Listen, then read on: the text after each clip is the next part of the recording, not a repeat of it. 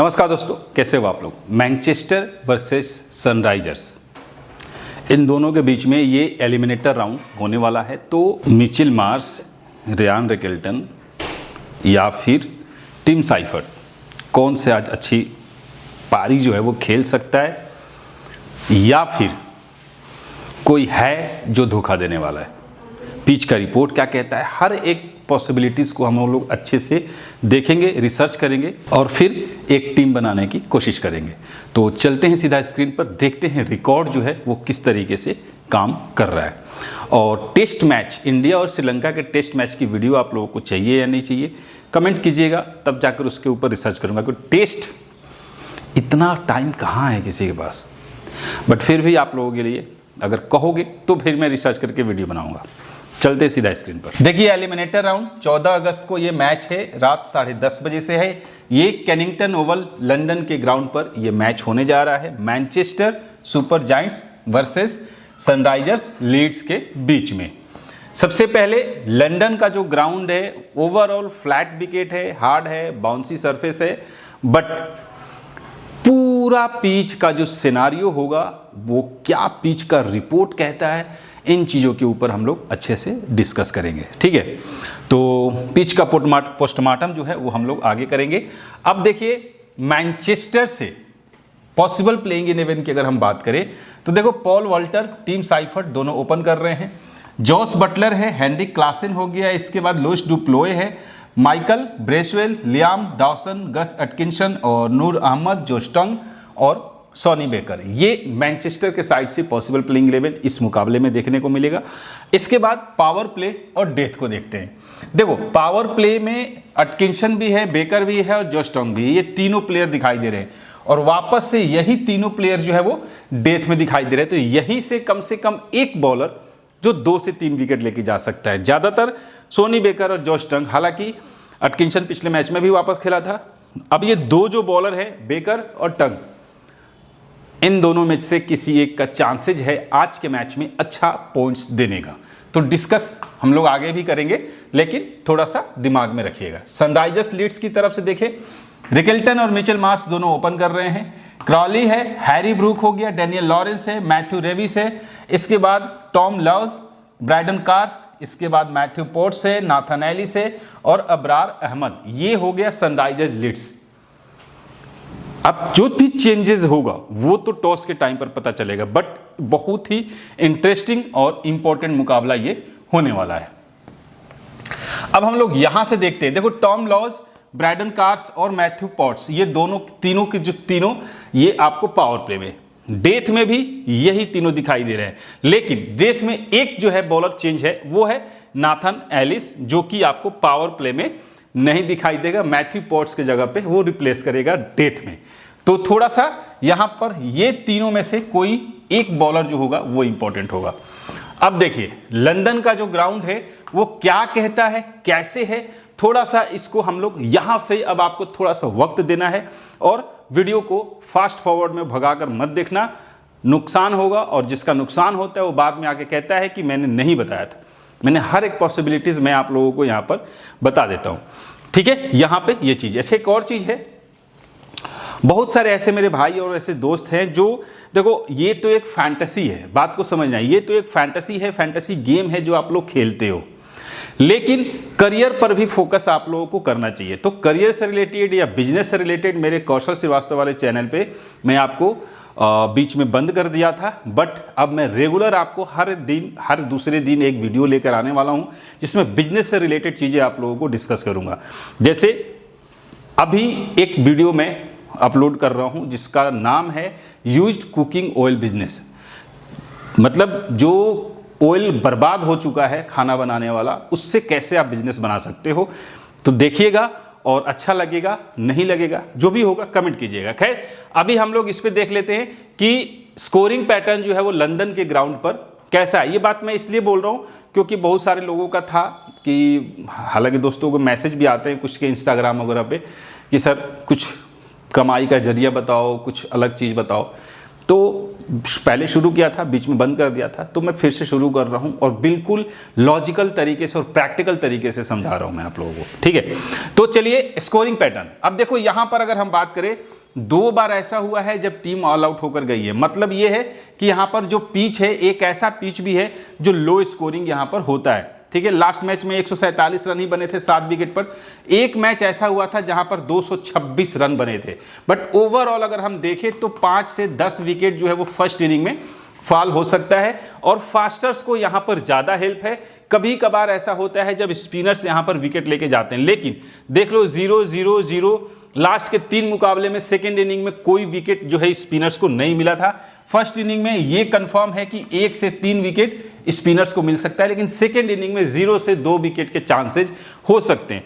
अब डिपेंड करता है कौन से, देखो ये एलिमिनेटर राउंड है तो पिच जो है वो चेंज हो सकता है, ये बात दिमाग में रखना, पिच चेंज हो सकता है और होगा, कंफर्म होगा, पिच चेंज होगा।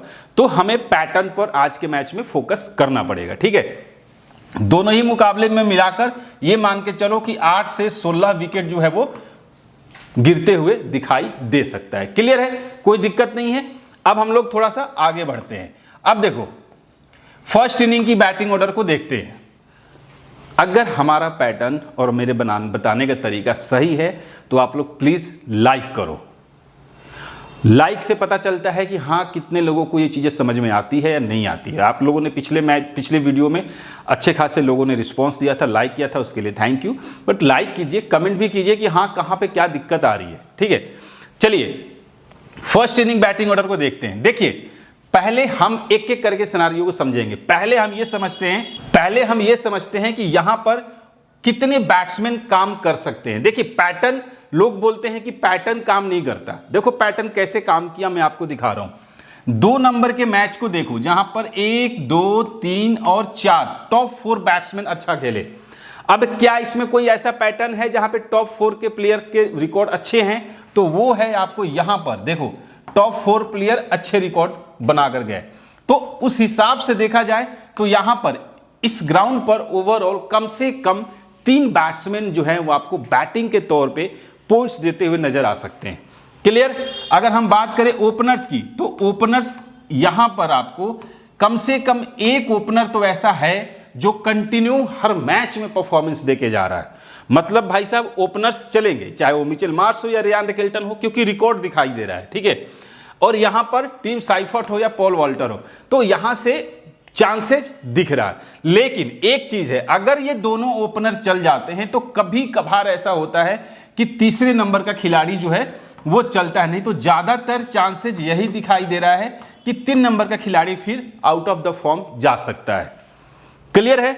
उसके हिसाब से फिर हम आपके पास आएंगे कहां पे, 4 और 5 नंबर पे, जो कि यहां से एक खिलाड़ी बहुत ही इंपॉर्टेंट होगा। 8 पैटर्न है, आप 8 पैटर्न पर टीम बना लीजिएगा, ठीक है।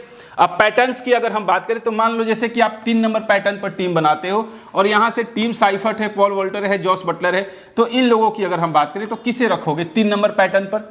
एक ओपनर फ्लॉप हुआ, मान लो टीम साइफर्ट और पी वॉल्टर, दोनों में से एक को आउट करो। मान लो हमने टीम साइफर्ट को टीम से ड्रॉप कर दिया, तो हम किसे रखेंगे? पी वॉल्टर को रखेंगे, ठीक है। इसके बाद 28 रन बनाया तो जॉस बटलर को रखेंगे। अब यहां पर हेनरी क्लासन को रखेंगे कि नहीं रखेंगे? पैटर्न के अकॉर्डिंग कह रहा है कि हेनरी क्लासन नहीं चलेगा, लेकिन एक चीज और समझना है कि हेनरी क्लासन जो है पिछले 2-3 मैच से परफॉर्मेंस नहीं किया है। मतलब कि परफॉर्मेंस आ सकता है, उस बेस पे हम लोग हेनरी क्लासन को भी टीम में सेलेक्ट कर लेंगे, ठीक है। ये हो गया। या फिर आप एक काम और करो कि दोनों ही टॉप ऑर्डर को हटा दो, फिर आप जॉस बटलर को और हेनरी क्लासन के दोनों को रखो और एक डुप्लोई को रखो। इन तीनों में से एक को सीवीसी कैप्टन चूज करो। किसे? या तो बटलर को कैप्टन करो, ठीक है, या फिर हेनरी क्लासन को कैप्टन करो, जो कि आपको अच्छा परफॉर्मेंस देके जा सकते हैं। सेम यहां पर कंडीशन आएगा। क्लियर है। तो ये पैटर्न पर आपको इस तरीके से टीम बनाना है। अब सेम अगर हम बात करें सेकेंड इनिंग की, तो देखो सेकेंड इनिंग में थोड़ा सा उल्टा पुल्टा चल रहा है। क्या चल रहा है? तो देखो यहां पर एक मुकाबला जहां पर दोनों ओपनर फ्लॉप हुए, यहां पर भी, यहां पर भी, यहां पर भी, यहां पर भी। मतलब कि सेकेंड इनिंग में ऐसा हो सकता है कि या तो दोनों ओपनर फ्लॉप हो जाए या दोनों में से एक फ्लॉप हो जाए। लेकिन किसी एक के जल्दी आउट होने के चांसेस दिख रहे हैं। क्लियर कट, कोई प्रॉब्लम नहीं है, ठीक है। लेकिन 3 और 4 नंबर का जो खिलाड़ी है, यानी कि 3, 4 और 5, ये 3 खिलाड़ी बहुत ही इंपॉर्टेंट होने वाले हैं। इसमें से कोई एक खिलाड़ी एज ए वाइस कैप्टन या कैप्टन के रोल में दिख सकता है। क्लियर है, सामने रिकॉर्ड है, आप देख लीजिए। अब हम लोग देख लेते हैं बॉलिंग डिपार्टमेंट। बॉलिंग डिपार्टमेंट को देखो, किसे विकेट मिल रहा है, तो फास्टर्स को विकेट मिल रहा है, स्पिनर्स को कभी कभार है, लेकिन 3 विकेट, 2 विकेट, 2 विकेट। लास्ट के 2 मैच में विकेट भी नहीं मिला था, लास्ट में 1 विकेट मिला है। तो स्पिनर हो सकता है कि 0 से 2 विकेट के रेंज में आए, लेकिन right arm fast medium bowler बहुत ही जरूरी है। जैसे कि यहां से जस्टोंग, सोनी बेकर या एटकिंसन बहुत ही इंपॉर्टेंट होने वाले हैं, जो कि लगभग हर मैच में यहां पर 2 विकेट, इनफैक्ट एक बार 4 विकेट भी मिला हुआ है, फिर 2 विकेट, फिर 2 विकेट। तो आप एक चीज देख रहे हो कि 2 विकेट तो कंफर्म है कि मिल रहा है। लेफ्ट आर्म को उतना हेल्प नहीं है, सिवाय एक मैच को छोड़ दिया जाए तो नहीं मिला, 1 विकेट नहीं मिला, और एक बार 2 विकेट। तो ज्यादा विकेट नहीं मिल रहा है। ज्यादा विकेट किसे मिल रहा है, हर मैच में 2 विकेट लेके जा रहा है कोई एक fast bowler, right arm fast medium bowler. ठीक है, समझ गए। सेम आपको वहां से एम पॉट्स हो सकता है, कार्स हो सकता है, या नाथन एलिस हो सकता है। अब हम लोग देख लेते हैं सेकेंड इनिंग। सेकेंड इनिंग में क्या हो रहा है, देखिए यहां पर स्पिनर को 2 विकेट, और देखो कितने, लास्ट मैच में भी नहीं मिला, एक बार 5 विकेट मिला था, वो कभी कभार ऐसा होता है। तो स्पिनर्स को उतना हेल्प नहीं है। अब देखना यह है कि मान लो अगर इस 100 वाले में क्या होता है कि पिच रिपोर्ट हम लोगों को प्रॉपर तरीके से नहीं मिलता है टॉस के टाइम पर, जैसे आईपीएल में मिलता है, तो वो थोड़ा सा कंफ्यूजन होता है। ठीक है, तो पिच जो चेंज होगा मैच होने के टाइम पे, टॉस के टाइम पर, तो अब उसका रिकॉर्ड हमारे पास नहीं है। मैं जो फैक्ट है वो बता रहा हूं, वो एक कंफ्यूजन होगा। लेकिन जो रिकॉर्ड है हमारे सामने, रिकॉर्ड यही कहता है कि भाई इस ग्राउंड पर फास्ट बॉलर्स अच्छे इंपैक्ट डालते हैं, हमें फास्टर्स को रखना है, खास तौर से right arm fast medium bowler, जो कि हर मैच में आपको विकेट लेते हुए दिखाई देंगे। फर्स्ट इनिंग में ज्यादातर 2 विकेट के चांसेस हैं, सेकेंड इनिंग में 1 से 2 विकेट के चांसेस हैं। सेकेंड इनिंग में 1 से 2 के, फर्स्ट इनिंग में 2 से 3 के जा सकता है। क्लियर है।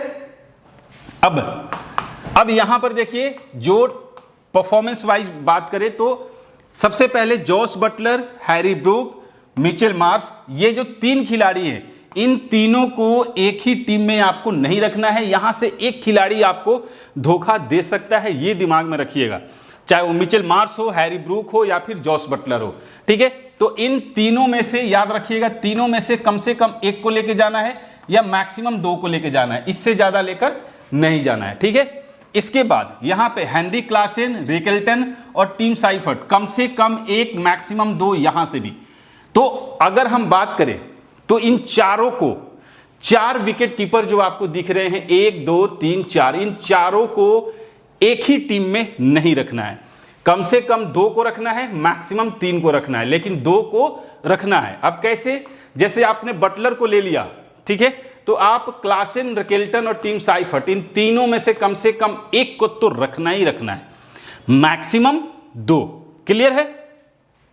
अब यहां से हम जैक क्राउली के साथ जा सकते हैं, हैरी ब्रूक, बटलर और मिचेल मार्श, इनका रोटेशन तो चलेगा ही चलेगा। हैरी ब्रूक, एल डुप्लोय और रेविस, इन तीनों में से अगर सबसे पहले कोई होगा तो क्राउली होगा, सेकंड नंबर पे डुप्लोय, थर्ड नंबर पे रेविस, जो कि रोटेशन में आपको लेके जाना है। यहां पर डॉसन इंपॉर्टेंट हो सकता है। इसके बाद लॉरेंस और पी वॉल्टर, इन दोनों में से एक होगा और इन दोनों में से एक होगा। लेकिन ये जो दोनों हैं, ये रोटेशन वाले खिलाड़ी होंगे। क्या है, रोटेशन वाले खिलाड़ी होंगे। डॉसन को लेके जा सकते हो, लॉरेंस और इसके बाद पी वॉल्टर। अब देखो इस चीज को समझो कि पी वॉल्टर जो है वो फास्ट बॉलर भी है और ओपनिंग बैटिंग भी करता है, इसलिए थोड़ा सा जरूरी हो जाएगा। चूंकि आप देख रहे हो कि फर्स्ट इनिंग में भी ओपनर्स अच्छे चल रहे हैं, सेकेंड इनिंग में भी एक ओपनर अच्छा चल रहा है और ये फॉर्म में भी है, तो उस हिसाब से मुझे थोड़ा सा इंपॉर्टेंट लग रहा है। यहां से जॉश टंग, नाथन एलिस और नूर अहमद, इन तीनों में से कम एक खिलाड़ी बहुत जरूरी होगा।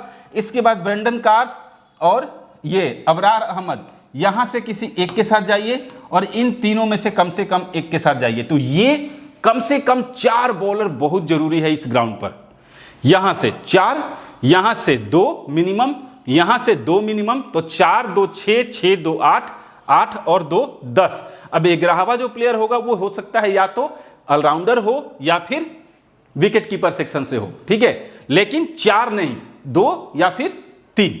अब देख लेते हैं मैनचेस्टर के बैट्समैन की अगर हम बात करें तो टीम साइफर्ट लास्ट के 3 मुकाबले में बहुत अच्छा खेला है ग्राउंड के हिसाब से, मतलब कि जो ग्राउंड पर जिस तरीके से स्कोरिंग पैटर्न है उसके हिसाब से बैट्समैन ओपनर्स को चलना चाहिए, लेकिन चूंकि 3 में अच्छा परफॉर्मेंस देके गया है तो भाई साहब रिस्की होगा, तो ये रिस्की प्लेयर है। जो रिस्की प्लेयर है उनको रोटेशन में लेके जाना है, ठीक है। जॉस बटलर सेफ प्लेयर हो सकता है इस मैच में, ठीक है, तो हम इसको सेफ में लेके चल सकते हैं। हेनरी क्लासन भी इंपॉर्टेंट प्लेयर बन सकता है जो कि 4 नंबर पे खेलने आएगा और अच्छा कर सकता है, ठीक है। तो यहां से आपके सामने हो गया पॉल वॉल्टर, चूंकि ये खिलाड़ी जो है बॉलिंग भी कर सकता है और कर रहा है और बैटिंग भी कर रहा है, इसलिए ये जरूरी हो जा रहा है, ठीक है, नहीं तो फिर इसके ऊपर हम लोग रिस्क ले सकते हैं। तो रिस्की में टीम साइफर्ट भी है, पी वॉल्टर भी है, बाकी बटलर और क्लासन इनमें से कोई एक प्लेयर इस मैच में तबाही ला के आएगा। अब बॉलर्स की अगर हम बात करें, एटकिंसन कंटिन्यू विकेट मिल रहा है इस मैच में, 1 विकेट या फिर 0 विकेट मुझे लग रहा है। बेकर भी 0 से 2 विकेट के रेंज में, जॉश टंग 1 से 3 विकेट के रेंज में, और नूर अहमद 1 से 3 विकेट के रेंज में जा सकता है। क्लियर है, इनके ऊपर थोड़ा सा फोकस रखिएगा। देख लीजिए पी वॉल्टर बॉल कर रहा है और बाई चांस 3 मैच में 2 विकेट भी लेके गया हुआ है। अब देखो मैनचेस्टर के साइड से अगर हम वेन्यू की बात करें तो वेन्यू पे पी वॉल्टर 2 मैच में सिर्फ 4 रन ही बनाया है, तो उस केस में पी वॉल्टर फ्लॉप है इस ग्राउंड पर। टीम साइफर्ट भी अच्छा नहीं है। जॉस बटलर 5 मैच में 115 रन, सिर्फ 23 का एवरेज है, लेकिन हेनरी क्लासन का 36 का एवरेज है इस ग्राउंड पर। तो ग्राउंड के हिसाब से क्लासन का रिकॉर्ड अच्छा है, डुप्लोए का भी कुछ बढ़िया नहीं है। अगर हम देखें विकेट्स की तो देखो जॉश टंग 1 मैच में 2 विकेट लेके गया और एटकिंसन को मिला है 4 मैच में 6 विकेट। तो ये जो 2 बॉलर हैं वो थोड़े से यहां पे इंपॉर्टेंट दिखाई दे रहे हैं एज अ बॉलर, ठीक है। अब देख लेते हैं मैनचेस्टर के साइड से हेड टू हेड का रिकॉर्ड जो है वो क्या कहता है। अब देखिए P Walter head to head में सिर्फ 24 का एवरेज है, 8 मैच में 165 रन है, लेकिन टीम साइफर्ट का 2 मैच में 108 रन है, तो हेड टू हेड में थोड़ा सा परफॉर्मेंस ठीक हो सकता है। जॉस बटलर का भी अच्छा है हेड टू हेड में और हेनरी क्लासन का भी अच्छा है। तो हेड टू हेड के पर्पज से ये जो 3 खिलाड़ी हैं साइफर्ट, बटलर और क्लासन, इनका रिकॉर्ड बहुत अच्छा दिख रहा है। और बॉलिंग सेक्शन में जॉश टंग 5 मैच में 7 विकेट लेके जा चुका है, एटकिंसन को 4 मैच में 6 विकेट मिला है। यही 2 बॉलर वापस से इंपॉर्टेंट दिख रहे हैं। क्लियर, चलिए अब देख लेते हैं मैनचेस्टर के साइड से इनिंग वाइज परफॉर्मेंस किसका कैसा है। तो देखो पॉल वॉल्टर की अगर हम बात करें तो बोथ परफॉर्मेंस वाला खिलाड़ी है, चूंकि बैटिंग और बॉलिंग दोनों कर रहा है, लगभग दोनों इनिंग्स में बराबर बराबर वो है। टीम साइफर्ट सेकंड बैट में बहुत अच्छा परफॉर्मेंस कर लेता है और जॉस बटलर बोथ परफॉर्मेंस वाला खिलाड़ी है, दोनों इनिंग्स में इसका परफॉर्मेंस होता है। हेनरी क्लासन का फर्स्ट बैट में मुकाबला अच्छा होता है और लुइस डुप्लोए की अगर हम बात करें तो ये बोथ परफॉर्मेंस वाला खिलाड़ी है। और मिशेल ब्रैशवेल की बात कर लेते हैं तो ये फर्स्ट बॉल में थोड़ा सा इसको विकेट मिल जाता है। डॉसन की बात करें सेकेंड बॉल में विकेट इसको ज़्यादा मिलता है। और एटकिंसन की बात करें बोथ परफॉर्मेंस वाला खिलाड़ी है। और नूर अहमद सेकेंड बॉल में विकेट ज़्यादा मिलता है। जॉश टंग सेकेंड बॉल में विकेट ज़्यादा मिलता है और सोनी बेकर को भी सेकेंड बॉल में विकेट ज़्यादा मिलता है। ठीक है, तो ये हो गया मैनचेस्टर के प्लेयर का इनिंग वाइज कि इनिंग में किस इनिंग में किसका विकेट्स ज़्यादा मिलता है और किसका एवरेज अच्छा है। अब सनराइजर्स के साइड से देखा जाए तो मिचेल मार्श भाई साहब, अब ये मुझे अब क्या बताऊं, टेक्निकली इसे फ्लॉप होना चाहिए। ठीक है, इतनी कंसिस्टेंसी आईपीएल में भी नहीं था। ठीक है, तो ये जो कंसिस्टेंसी दिखाई दे रहा है बहुत खतरनाक वाला है। हालांकि लास्ट मैच में अब तक का सबसे लोवेस्ट परफॉर्मेंस देके गया है, जो कि मेरा चांसेस था, मेरा मानना था कि इसको जल्दी 10 रन के अंदर आउट होना चाहिए था। तो रिस्की प्लेयर है और मतलब ये ऐसा प्लेयर है कि अगर आपने छोड़ दिया, आपके टीम में ये नहीं है और ये फ्लॉप हो गया तो आपकी टीम अच्छे पोजीशन पे जा सकती है, ये वो खिलाड़ी है।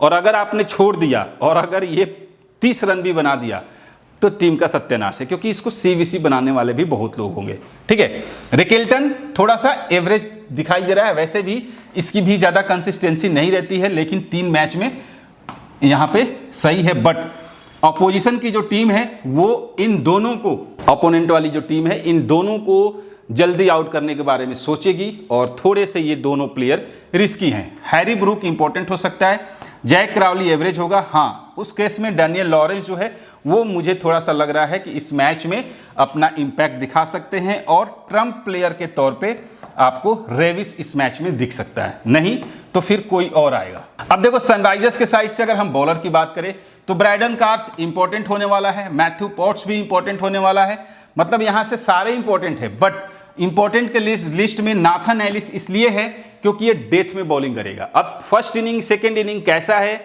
इसके बाद आपके इसका वेन्यू पर और हेड टू हेड का रिकॉर्ड भी देखेंगे तो क्लियर हो जाएगा। लेकिन ये तीनों ही फास्ट बॉलर जो हैं वो यहाँ पर बहुत ही इंपॉर्टेंट होने वाले हैं। अब देखो सनराइजर्स के साइड से वेन्यू पर रियान रिकेल्टन 1 मैच खेला है 25 रन बनाकर गया, मिचेल मार्श 1 मैच खेला है 41 रन बना के गया, क्राउली का इस पे रिकॉर्ड अच्छा नहीं है, हैरी ब्रूक का 3 मैच में सिर्फ 10 रन है और डैनियल लॉरेंस का 5 मैच में सिर्फ 109 रन है। तो एवरेज अगर देखा जाए तो किसी का बढ़िया नहीं है। एक मैच खेल के रिकेल्टन और मिचेल मार्श का ही रिकॉर्ड अच्छा दिख रहा है। बॉलिंग सेक्शन में नाथन एलिस 4 मैच में 6 विकेट लेके गया है और किसी का उतना बढ़िया नहीं। कार्स ने भी 1 मैच में 2 विकेट लिया है और पॉट्स को मिले हैं 2 मैच में 2 विकेट। अब देख लेते हैं सनराइजर्स के प्लेयर्स का head to head. Rickelton 2 match में सिर्फ 30 रन, तो रिकेल्टन का ग्राउंड पर भी रिकॉर्ड अच्छा नहीं है और हेड टू हेड में भी। मिचेल मार्श ने भी 2 मैच में सिर्फ 95 रन बनाया है, लेकिन 48 का एवरेज है, एवरेज अच्छा है। जैक क्राउली का 36 का एवरेज है, हेड टू हेड में परफॉर्मेंस अच्छा है। हैरी ब्रूक का भी परफॉर्मेंस अच्छा है, यानी कि परफॉर्मेंस हेड टू हेड में इन तीनों ही प्लेयर का अच्छा है, क्राउली, मार्श और हैरी ब्रूक। विकेट के रेंज में अगर देखा जाए तो कोई भी ऐसा नहीं है जो विकेट में इंपैक्ट डालता हो बॉलर्स में। ठीक है, चाहे वो कोई भी हो। मैथ्यू पॉट्स भी 8 मैच में सिर्फ 4 विकेट मिला है, नाथन एलिस को भी 5 मैच में सिर्फ 4 विकेट मिला है और कार्स को तो 5 मैच में 2 ही विकेट मिले हैं। तो थोड़ा सा एवरेज कम है बॉलर्स का।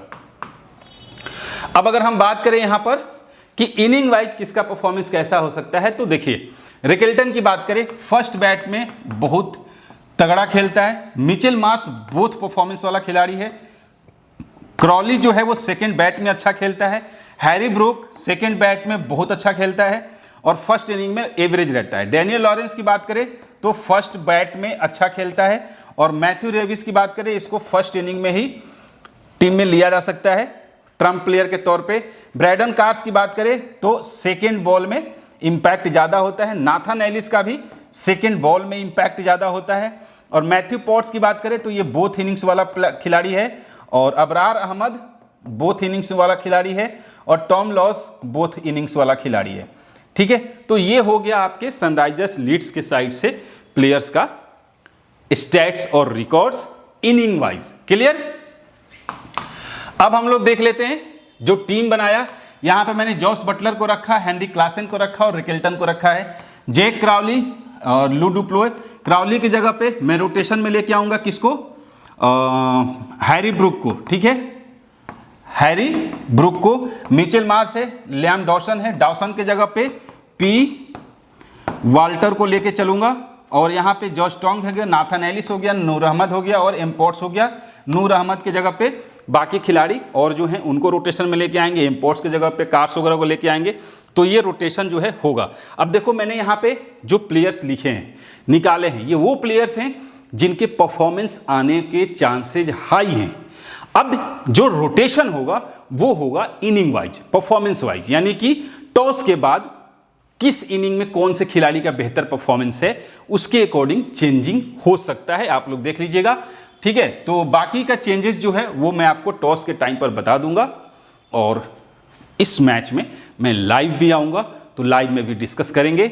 अगर वीडियो अच्छी लगी तो लाइक कीजिए, सब्सक्राइब कीजिए और कमेंट जरूर कीजिएगा क्या कमी है। मिलते हैं फिर नेक्स्ट वीडियो में, तब तक के लिए जय हिंद।